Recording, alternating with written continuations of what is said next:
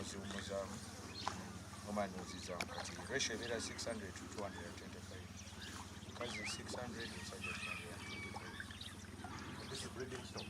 Yeah, you breeding basically. What would be the maximum weight? Yeah, but it depends on where I got okutunda. Near at 500, 250 depends where it is.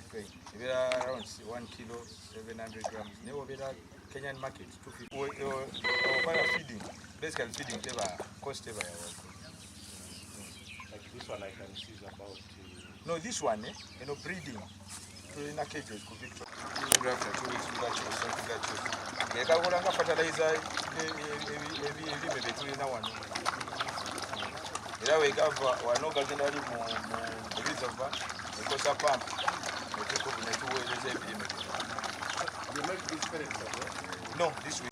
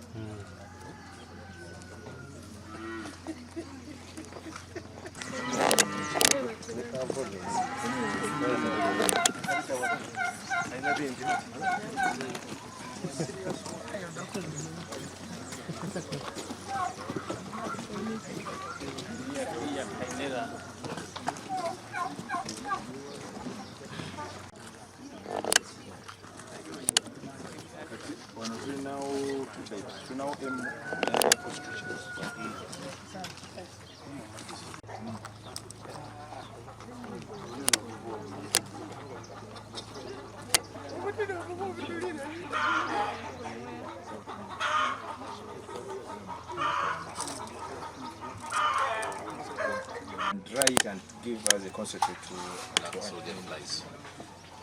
You dry the pupa or the? No, you dry the larva. Sorry.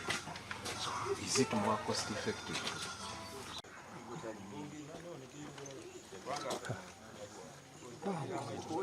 But is it ready?